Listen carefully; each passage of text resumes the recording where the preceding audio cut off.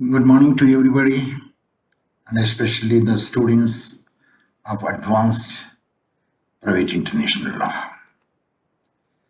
And this is the third absentia lectures, as the students are not present, and I myself will be continuing over there because I tried to contact them, but no one can be there.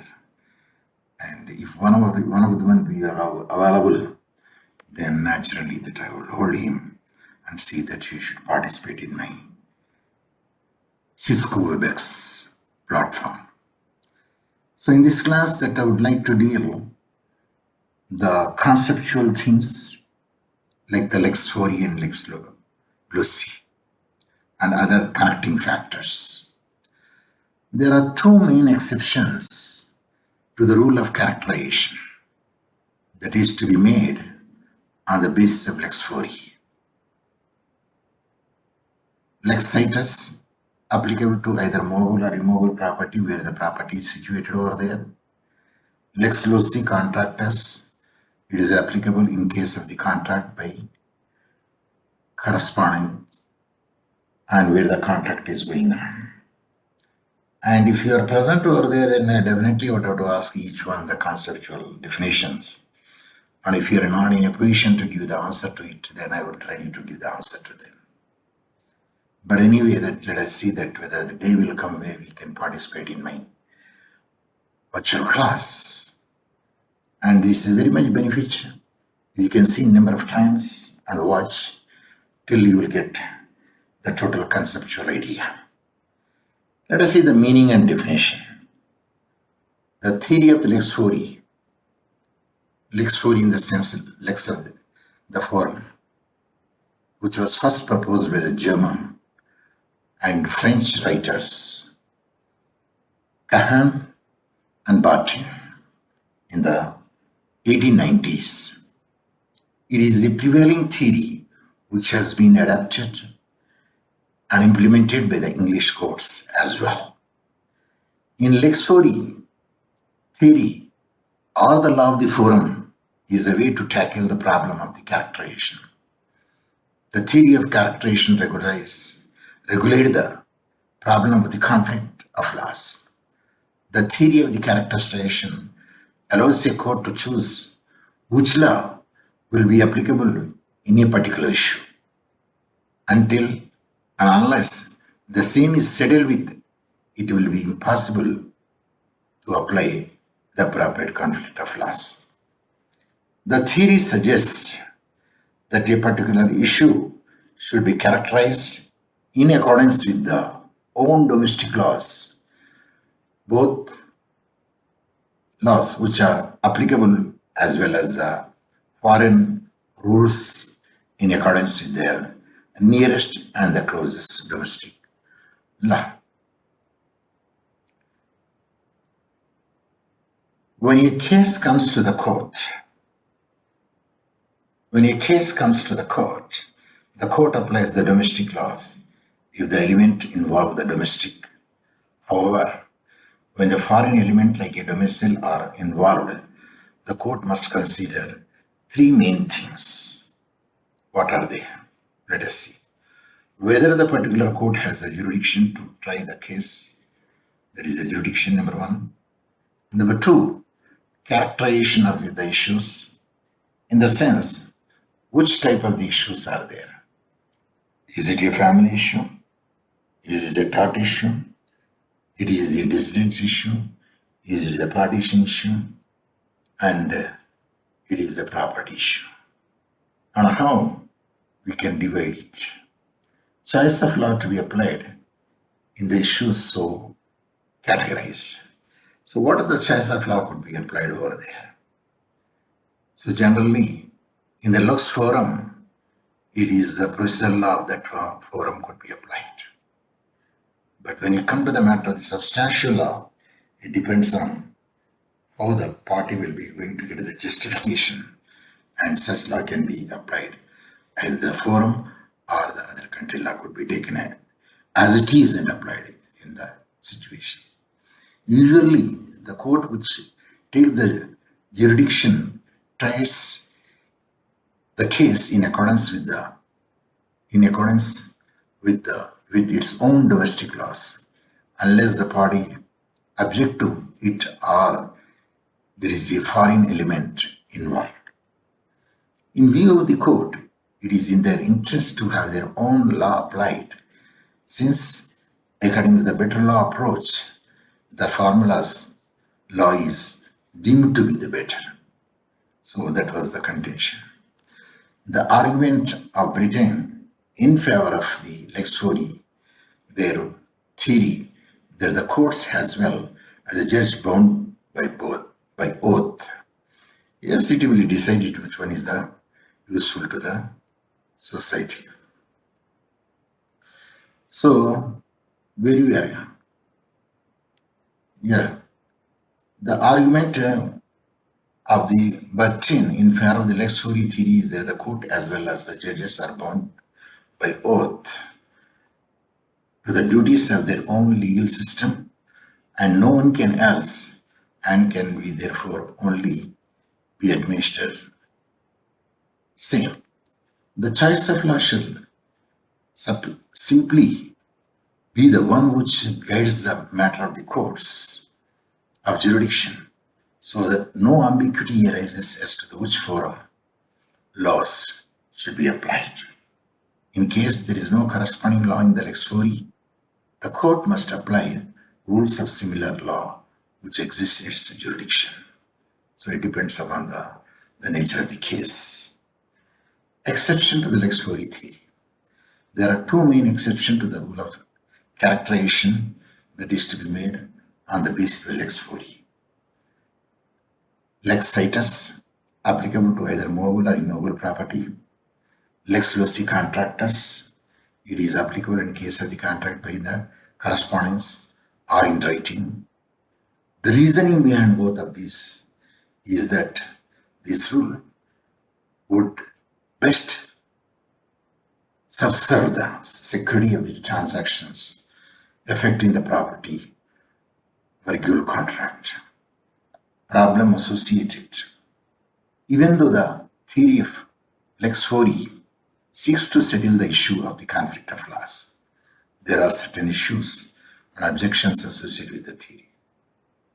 Yes, they are classified as follows. The application of the theory may lead to restoration of the foreign law in issues and make it ineffective. Likewise, the application of the foreign law may render the domestic law as inapplicable in a particular issue.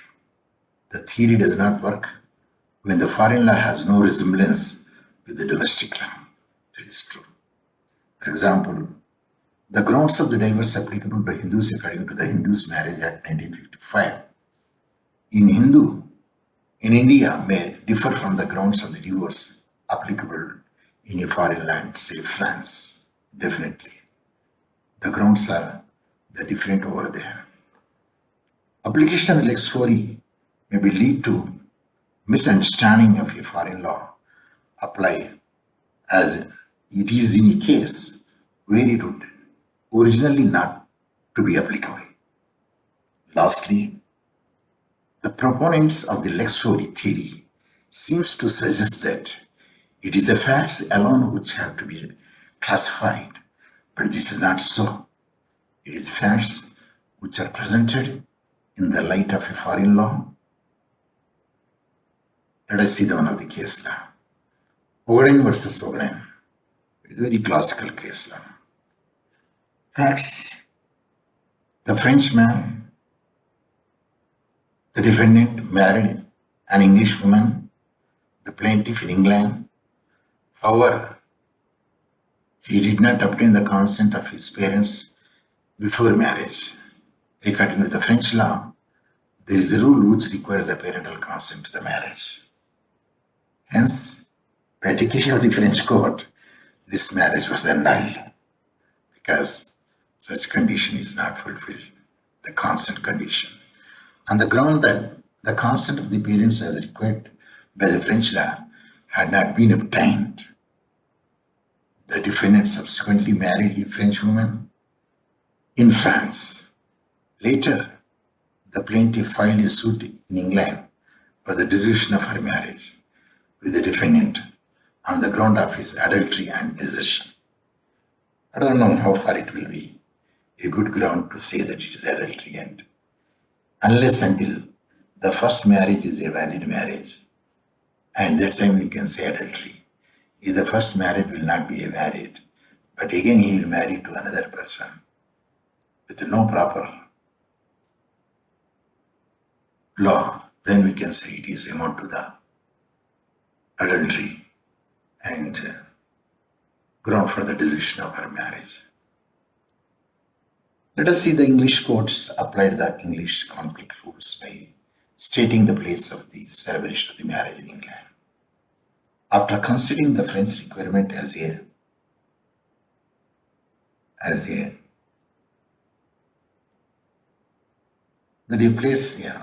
English courts applied the English conflict rules by stating the place of the celebration of the marriage is England.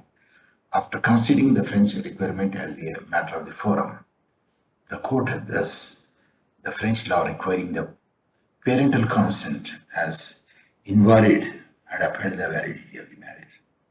Of course, it depends upon the country to country where the parental consent should be necessary or not.